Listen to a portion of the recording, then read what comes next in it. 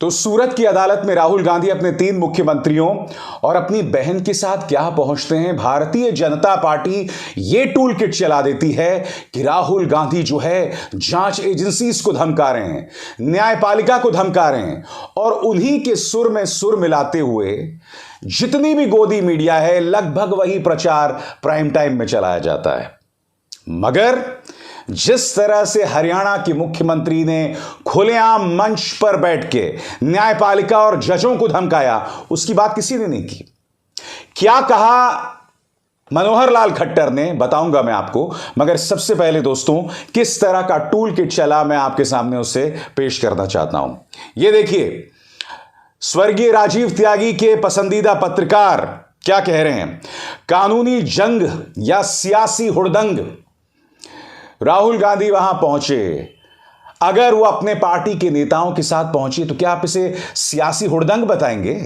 आगे देखिए साहब, मेरा नाम राहुल सावरकर नहीं गांधी है, लेकिन महात्मा गांधी ने तो जमानत तक लेने से मना कर दिया था। यानी कि कहीं ना कहीं राहुल गांधी पर राजनीतिक हमला जो भारतीय जनता पार्टी कर रही है उससे 2 कदम आगे जाकर इस तरह की बातें की जाए। आगे देखते हैं साहब, क्या राहुल का 3 सीएम्स के साथ सूरत की अदालत में जाना सियासी ड्रामा था? इस पर देखिए हमारी खास रिपोर्ट। बात यहां नहीं रुकती। परिवार के नाम पर कांग्रेस का पावर गेम, कानूनी जंग या सियासी हुड़दंग, राहुल को बेल जारी सियासी खेल। यानी कि जो बात किरण रिजिजू और संबित पात्रा ने कही, और यही बात सुबह से लगातार ये 2 नेता कह रहे थे कि किस तरह से न्यायपालिका को धमकाया जा रहा है, किस तरह से गांधी परिवार जो है वो अपने आप को राजा महाराजा समझता है, और उसी जबान को प्राइम टाइम में तमाम न्यूज चैनल्स दिखा रहे थे। मगर किसी न्यूज चैनल में हिम्मत नहीं हुई हरियाणा के मुख्यमंत्री मनोहर लाल खट्टर के इस बयान पर चर्चा करने के लिए, जिसमें वो जजों के होश ठिकाने लगाने की बात कर रहे हैं। मैं चाहूंगा ये बयान सुने और फिर आप देखिए कि न्यायपालिका का अपमान किसने किया था। सुनते हैं। सरकार ने नौकरी दी है सर, बस थोड़ी सी समस्या जो आ रही है वो हल हो जाएगी, चिंता मत करो। वो एक जज है, उसके माथे में कुछ गड़बड़ है तो ठीक करेंगे उसको। इस पर किसी ने नहीं डिबेट किया दोस्तों, किसी ने नहीं डिबेट किया। उल्टा गोदी मीडिया का सिर्फ एक मकसद था कि सूरत में राहुल गांधी की हाजिरी को लेकर उन पर निशाना साधा जाए, उन्हें अहंकारी बताया जाए, न्यायपालिका को धमकाने वाला, जांच एजेंसीज को धमकाने वाला बताया जाए। कोई आपका ध्यान इस बात की ओर नहीं खींचेगा कि किस तरह से हरियाणा के मुख्यमंत्री खुलेआम मंच पर बैठ के कैमरे के सामने इस तरह का शर्मनाक बयान दे रहे थे। कोई आपका ध्यान इस तरफ नहीं खींचेगा कि देश के कानून मंत्री रिटायर्ड जजेस को एंटी इंडियन कहते हैं। कोई आपका ध्यान इस तरह से नहीं खींचेगा कि जजों की नियुक्ति की प्रक्रिया यानी कोलिजियम के मुद्दे पर किस तरह से सुप्रीम कोर्ट के जजेस को लगातार धमकाने वाले रवैये में बात करते हैं देश के कानून मंत्री।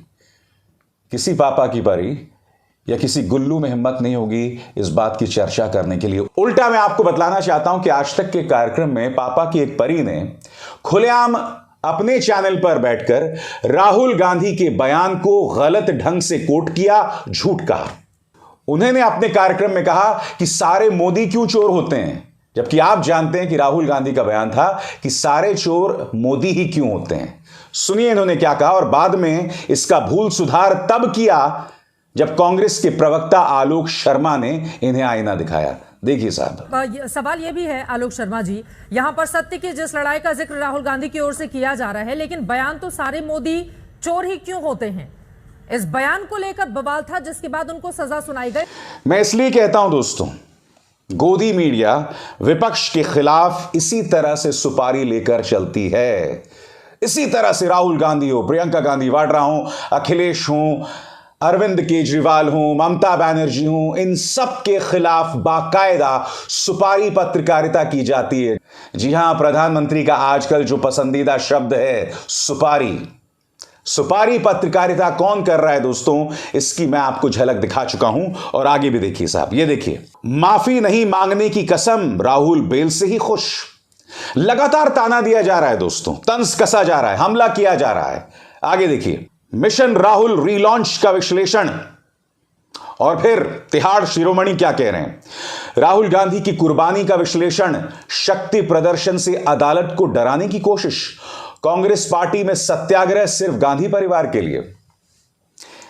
यही बात किरण रिजिजू कह रहे हैं, यही बात संबित पात्रा कह रहे हैं, और यही बात तिहाड़ जेल में पत्रकारिता का नाम रोशन करने वाला यह पत्रकार कह रहा है। अब आप मुझे बताइए ना, इसे आप सुपारी पत्रकारिता नहीं कहेंगे तो क्या कहेंगे? अगर मैं आपके सामने तथ्यों के साथ ये बात रख रहा हूं, इसमें क्या गलत है बताइए?